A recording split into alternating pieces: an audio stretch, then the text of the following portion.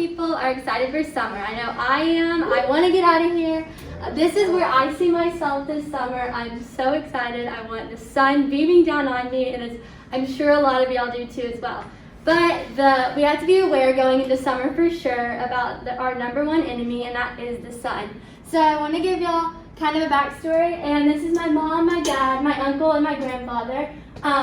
What they all have in common is that they all had skin cancer, and my dad, my uncle, and my grandfather had melanoma. And sadly, my grandfather lost his battle to melanoma 6 years ago, and I'm so glad my dad and my uncle are still here with us today.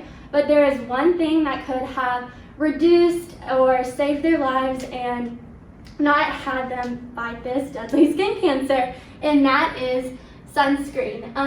Back to skin cancer, 3 million people, it's the most common cancer in the US. 3 million people, and this is to show y'all 3 million people are diagnosed with skin cancer each year in the US.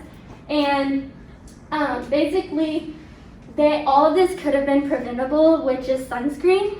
And to show you why this is so important and sunscreen is so important is because, I don't know if y'all knew this, but our ozone layer is actually depleting. So as you can see, the sun's actually getting through more often. So more now than ever, we are exposed to the sun without even realizing it. Adele Green and Gail Williams, they did a study, and it said how broad spectrum sunscreen is vital for our skin every single day of our lives. And it prevents solar keratosis, and this is the beginning of skin cancer. So as you can see, the sunscreen and sunblock, they basically either like absorb the sun and create it into more of like a healthy thing for your skin, or it blocks the sun completely and doesn't affect you and reduces your amount of skin cancer that you might get in your life. And I even read how 5 sunburns even you are at risk for skin cancer. And so a common misconception is that you cannot get burned on cloudy days. Even today, like you can look outside and think, oh, I'm not going to get burned. But as you can tell, even 90% of sun and UV rays actually get through white clouds. So even on a cloudy day, you're still completely exposed to the sun. And how this affects your skin, you might not realize it, but it actually affects you terribly, like under the skin, even on cloudy days. And to show you what that looks like is like, this is without protection and this is with protection. And this is just a normal guy's face, and put under x-rays and everything, this is how he actually looks, and he had no idea just going out on cloudy days that he would get this sun damage. So who in here loves outdoor activities? And we're probably all gonna be outside this summer. Well, Dr. Merle said just how being outdoor and being an outdoor athlete and doing outdoor activities, you will have an increased chance at skin cancer, and this is because you are sweating, and I had no idea about this, but even like your sweat will attract UV rays and create you to get more burned.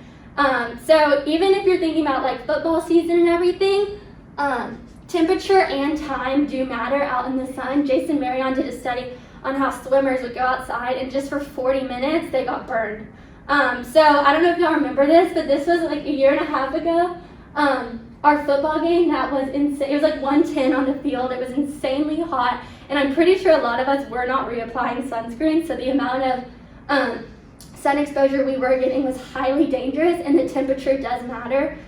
They found that the higher the temperature did matter on how people were getting skin cancer, and it was affecting your skin. And to show y'all me, this was me that game. I was really burned, as you can see on my arms, and basically I just did not reapply that day, and I did not take care of my skin.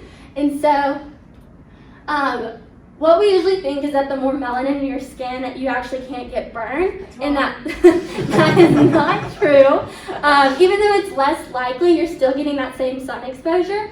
And so here is SPF for the amount of hours you're going to be outside versus the amount of melanin in your skin. And so just take a look at that real quickly and think about how much SPF you need and how many hours a day you're going to be out in the sun. These are my favorite sunscreen products, and I love this one because it's super lightweight, and I love all of these products because this one's more of like for outdoors and sports.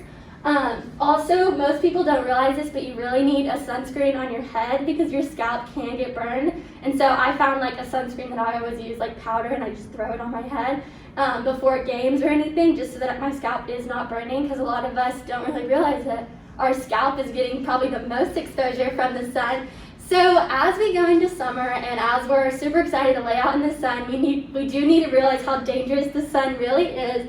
And we need to remember that the sun is not your friend, and you need to be protected and to layer up. Thanks, y'all.